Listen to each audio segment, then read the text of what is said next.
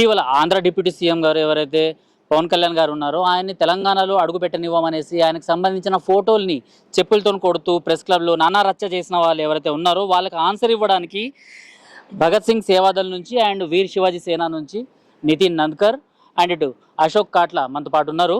అని మీరు చూస్తూ ఉన్నారనుకుంటా గత కొన్ని రోజుల నుంచి పవన్ కళ్యాణ్ గారి పైన ఏదైతే ఈ ప్రొఫెసర్ నాగేశ్వరరావు గారు వ్యాఖ్యలు చేసినారో దాన్ని సైడ్ ట్రాక్ చేసేసి తెలంగాణ వాదాన్ని బయటికి తీసుకొచ్చేసి ఆంధ్ర వాళ్ళని తెలంగాణలో తిరగనివ్వము అన్నట్టు చేస్తున్నారు. అండ్ అందులో భాగంగా పవన్ కళ్యాణ్ గారిని తిట్టడము, చెప్పులతో కొట్టడము, ప్రెస్ క్లబ్లో ఇలాంటివన్నీ ప్రెస్ మీట్స్ ఇవన్నీ మీరు చూసే ఉంటారు. సో దీనిపైన మీరేం చెప్తారు దీనిపైన? మొదటిగా ప్రొఫెసర్ నాగేశ్వరరావు అనే వ్యక్తి భారతీయ జనతా పార్టీ పైన సనాతన ధర్మం మాట్లాడే వ్యక్తులపైన విషం చిమ్ముతుంటాడు. ఇది ఆయన పని. అయినప్పటికీ ఆయన నిజం తెలుసుకున్న తర్వాత క్షమాపణ చెప్పి వెనుకు తగ్గి ఆయన వర్డ్స్ని విత్డ్రా చేసుకుండు. మొదటి విషయం. రెండో విషయం, ఈ పృథ్వీ, శాంసన్, మన పాషం యాదగిరి వయసులో పెద్దవాళ్ళు మనకు గౌరవం ఇవ్వడం అలవాటు. పాషం యాదగిరి గారు ఒక మూట తయారైంది. ఇది దొంగల మూట. ఇది ఏమవుతుందంటే ఏదైనా ఇష్యూ కల్పించుకొని మీడియాలో కనిపించాలి. ఇది వాళ్ళ బతుకుదేరు. ఇది ఒక అలవాటుగా మార్చుకున్నారు. రెస్పెక్ట్ ఇస్తా అన్నారు, మళ్ళీ దొంగల మూట అంటున్నారు వాళ్ళని. నేను అందుకోసమే అంటున్నా, పాషం యాదగిరి అంటూనే దొంగల మూట అన్న. అది ఆయన వయసు గౌరవం ఇచ్చిన. నేను చెప్పేది ఆయన చాతలకు, ఆయన చేసే పనికి. పెద్దలని గౌరవించడం మాకు తెలుసు, కానీ ఆయన చేసే తప్పును కూడా నిలదీయడం అది కూడా మాకు తెలుసు. అయితే వీళ్ళకు దమ్ము ధైర్యం ఉంటే పవన్ కళ్యాణ్ని అడ్డుకోమని చూపిమని చెప్పండి. ఈ కొడుకుల్ని ఉరికిచ్చి కొడతాం. ఎందుకంటే ఇప్పుడు దేశంలో చాలామంది సనాతన ధర్మం వైపు మాట్లాడే ధైర్యం చేసే తరుణంలో ఈ ఏదైతే చైనా కుక్కలు, పాకిస్తాన్ గుంటనక్కలు అలాంటి దేశం గురించి మాట్లాడే వ్యక్తులపైన విరుచుకుపడతానంటే యువత కూడా చూస్తూ ఊరుకోదు. బట్టలు జిరిగేదాకా కొడతాం ఈ కొడుకుల్ని. ఈ పృథ్వీ అనేటువంటి కానీ, ఆ శ్యామ్సన్ అనేటువంటి కానీ, ఈ ఏదైతే దొంగల మూట అయ్యింది కదా, ఇదంతా కలెక్షన్లు చెయ్యాలి. మీరు ఇది ఇటీవల చూసినట్టు ఆయన ఏమో చైనాలో ఉంది కదా గంజి, ఆయన కూడా ఉండరు కదా ఏదో టీవీ పెట్టుకొని. వీళ్ళంతా కలెక్షన్లకి ఎగబడి ఏదైతే మొత్తం కూడా దేశంకి వ్యతిరేకంగా మాట్లాడాలి, ధర్మంకి వ్యతిరేకంగా మాట్లాడాలి. వాళ్ళంటారు దేశం ధర్మం మీరేమన్నా పెటెంట్ తీసుకోరంటే, అరే నాయన మేము పెటెంట్ తీసుకోలేదు, మీకు కూడా కలిసి వచ్చి పనిచేయమంటున్నాం. కట్ల అశోక్ ఒక్కడే హిందూ కాదు, మీరు కూడా హిందువే. కాకపోతే మా బాధ ఏంటంటే మీరు దేశంకి తక్కువ, పక్క దేశానికి ఎక్కువ ప్రేమ చూపిస్తారు కాబట్టి మేము నిలదీస్తున్నాం. మీరు మీ ఆలోచన మారపోతే, మీ బుద్ధి మారపోతే మీ దేశుద్ధి తప్పదు. ప్రొఫెసర్ నాగేశ్వరరావు గారు క్షమాపణలు చెప్పిన తర్వాత కూడా కావాలని ప్రెస్ మీట్ పెట్టి రెచ్చగొట్టడం అన్నది ఎట్లా చూస్తారు మీరు? అంటే క్లియర్ కట్గా వీళ్ళు ఒక పని కల్పించుకున్నారు అనమాట. అంటే అక్కడ ఎట్లా కనిపిస్తుంది అంటే, ఈయన ప్రొఫెసర్ నాగేశ్వరరావు ఆయన వర్డ్స్ని విత్డ్రా చేసుకున్న తర్వాత బలవంతంగా తెచ్చి కూర్చోబెట్టిన తర్వాత ఒక్కొక్కటి విషం జిమ్ముతుంటే ఈయన కూడా లోపల భయం అయిపోయింది. నేను అనవసరంగా వచ్చినారా నాయన, నేను ఇరుక్కుపోయిన బాధ కూడా లోపల కనిపించింది క్లియర్గా. దీని తర్వాత కూడా చాలా మంది ప్రొఫెసర్ నాగేష్ నాకున్న సమాచారం కలిసినప్పుడు కూడా అంటే నేను అనుకున్నది ఒకటి జరిగింది ఒకటి అనే విషయం తెలిసింది. ఇప్పుడు మీరు చెప్తున్నట్టు పృథ్వీ ఇది ఒక్క విషయంలో కాదు, చాలా విషయాలు వచ్చేసేసి ఎక్కడైతే పెద్దవాళ్ళు ఉంటారో వాళ్ళ టార్గెట్ చేసేసి ఆయన మీడియా ముంగట షైన్ కావడం కోసం ఇది ఒకటి చేస్తున్నారు. కానీ ఏదైతే ఇష్టం వచ్చినట్టు వాళ్ళు బండి సంజయ్ గురించి మాట్లాడడం, పవన్ కళ్యాణ్ గురించి మాట్లాడడం, వీళ్ళ గురించి మాట్లాడితే పెద్ద హీరోలు అయిపోతారు అనుకుంటారు. కానీ వీళ్ళ దేహశుద్ధి ఎప్పుడు జరుగుతుందో అది మేము చెప్పలేము, కానీ జరుగుతుంది. అన్న మీరు చెప్పండి, వీర్ శివాజీ సేన నుంచి పవన్ కళ్యాణ్ నిజంగానే ఇక్కడికి వస్తే తిరగనీయమనేసి అంటున్నారు. అండ్ బీజేపీతోని లేకపోతే ఆంధ్రాలో కూటమి ప్రభుత్వం జనసేనతోని కలిసి ఉంది. మరి మీరు వీర్ శివాజీ సేన నుంచి ఏం చెప్పాలనుకుంటున్నారు? పవన్ కళ్యాణ్ గారు ఇక్కడికి వస్తే ఆయన్ని తిరగనివ్వము, చెప్పులతో కొడతాము అనేసి తెలంగాణ వాదులు అనేసి అనుకుంటున్న కొంతమంది చెప్తున్నారు. యాజ్ హిందూగా ప్రతి ఒక్క హిందూకి ఈ దేశంలో ఎక్కడైనా పోవాలి, ఎక్కడైనా ఉండాలి, ఎక్కడైనా ఏదైనా చేయాలంటే ఒక కాన్స్టిట్యూషన్లో రైట్స్ ఉంది. డాక్టర్ భీమ్రావ్ బాబాసాహెబ్ అంబేద్కర్ గారు ఇచ్చిన రైట్స్ ప్రకారం మనం ఎక్కడైనా ఉండవచ్చు, ఎక్కడైనా ఏదైనా చేయవచ్చు. కానీ ఒక యాజ్ అ వీర్ శివాజీ సేన కాదు, యాజ్ అ హిందూగా నేను ఎవరైతే చెప్తున్నారో తెలంగాణలో ఒకవేళ పవన్ కళ్యాణ్ గారు ఇక్కడ వస్తే మేము చెప్పలతోని కొడతా అనే ఈ తెలంగాణలో ప్రతి ఒక్క హిందూ ఎవరైతే చెప్పలతోని కొడతా అని చెప్తున్నారో వీళ్ళకే అందరు ఈ తెలంగాణలో ఉన్న ప్రతి ఒక్క హిందూ ఈయనకి చెప్పలతోని కొడతారు. ఎందుకంటే ఈ దేశంలో ఫస్ట్ టైం ఈ దేశంలో ఫస్ట్ టైం, ముఖ్యంగా ఈ తెలంగాణలో, ఆంధ్రప్రదేశ్లో ఒక హిందూ కోసం మాట్లాడే ఒకే ఒక వ్యక్తి ఆయన పవన్ కళ్యాణ్ గారు. ఒక ముందుగా వచ్చి ఫిల్మ్ ఇండస్ట్రీతోని ఎంత పైసలు ఉన్నారు, ఎంత ఫేమ్ ఉంది, అన్నీ ఉంటే కూడా ఆయన లేదు, నా దేశం, నా ధర్మం, నా సనాతనం నాకు చాలా ముఖ్యంగా ఉంది, ఆ సనాతన్ కోసం నేను పోరాడుతున్నానని అట్లాంటి వ్యక్తి మాట్లాడితే, అట్లాంటి వ్యక్తికి తెలంగాణలో వస్తే నేను చెప్పలతో నేను కొడుతున్నారు.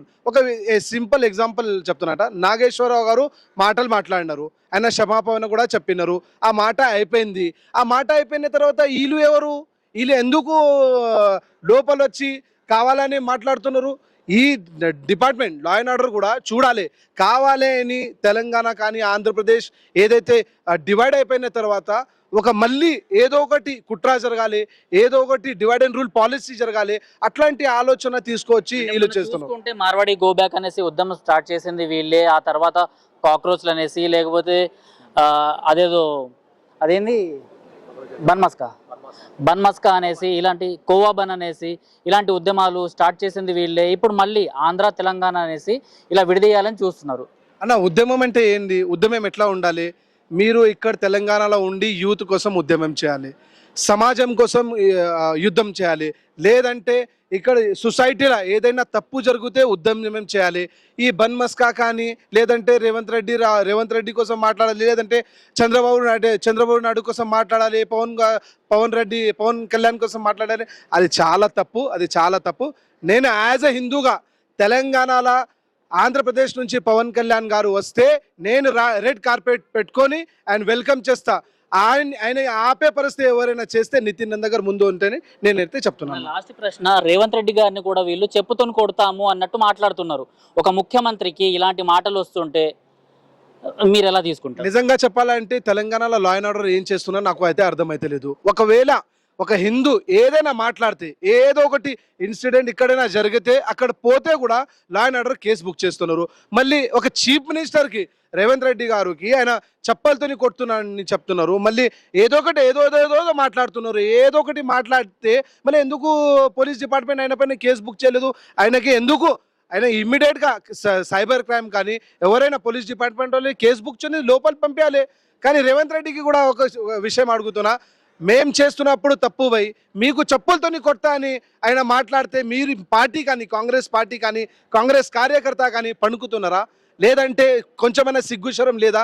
మాకు బాధ అవుతున్నారు. తెలంగాణలో ఉండే మేము చీఫ్ మినిస్టర్ ఎవరైనా ఉండని బై చీఫ్ మినిస్టర్ మా చీఫ్ మినిస్టర్కి ఎట్లా చెప్తే ఖామోష్గా కూసే పరిస్థితి కాదు. ఈ కాంగ్రెస్ పార్టీ కార్యకర్త కొంచెం సిగ్గు శరం పెట్టుకొని వీళ్ళు ఎవరైతే మాట్లాడారో ఆయనకి కొంచెం కేసు బుక్ చేయని, లేదంటే ఆయనకి జవాబు చేయండి అని మేమైతే చెప్తున్నాం. మీరేమంటారు ఈ విషయం పైన?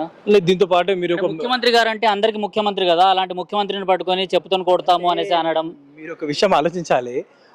ఒక ఉదాహరణ చెప్తా మీకు.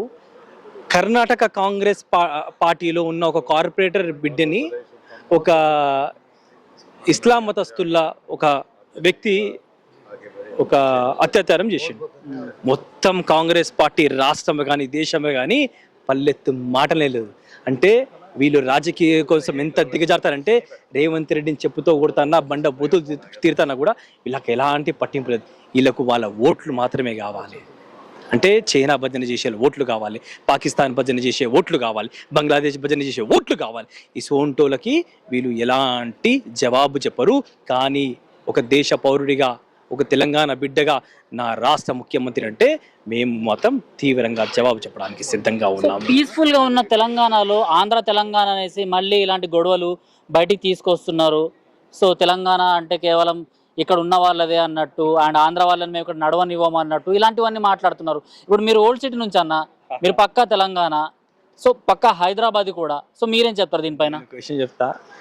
తెలంగాణలో ఆ టైంలో పవార్ కానీ, కొండ లక్ష్మణ్ బాబుజీ కానీ ఇట్లా అందరూ అన్ని రాష్ట్రాల వాళ్ళు అప్పుడు కలిసి ఉండే, కర్ణాటక ఇవన్నీ వీళ్ళందరూ కలిసి కొట్లాడితేనే మనం నిజాంని ఉంచగలిగినాం. సర్దార్ పటేల్ గారి ఆయన ధైర్యంతో, ఆయన ఆశీర్వాదంతో. ఇంకోటి, వీళ్ళు మార్వాడి గో బ్యాక్ అంటున్నారు కదా, అరే పిచ్చి కుక్కలారా, ఈ దేశంలో ఇప్పుడు కూడా బంగ్లాదేశ్, పాకిస్తాన్లు ఓల్డ్ సిటీలో కుప్పలు తెప్పలు మయన్మార్లో పడి ఉన్నాయి. ఆయన మహేశ్వరంలో శ్రీరాములు యాదవ్ నెత్తి నోరు కొట్టుకొని మొత్తుకుంటుండే. ఆయన పోరాటం చేస్తుండు. మీకు దమ్ముంటే మీ జీలో పోయి ఆపండి రాలని, మేము వస్తాం మీ ఎంబడి. కేసులు అవుతాయా? బుల్లెట్లు కొడతారా, నెత్తుల వల్ల కొడతారా, మేము సిద్ధం ఎంబడి.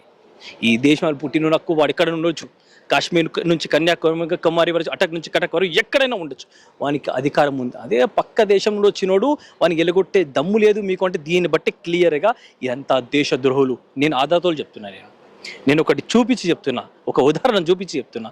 వీళ్ళని తరిమి కొట్టినంత వరకు ఈ రాష్ట్రం బాగుపడదు. ఇది తరిమి కొట్టాలి. పృథ్వీ, శ్యామ్ సవన్ ఇంకా ఉన్నారు కదా వీళ్ళ బ్యాచ్, పేడి బ్యాచ్, వీళ్ళంతా ఈ కాక్రోజ్ అంతా కొట్టేస్తాం. హిట్ పురుగుల మంది ఉంది మా దగ్గర, అన్నీ చస్తాయి, అన్నీ చచ్చిపోతాయి, ఏముండవు, అన్నీ పోతాయి.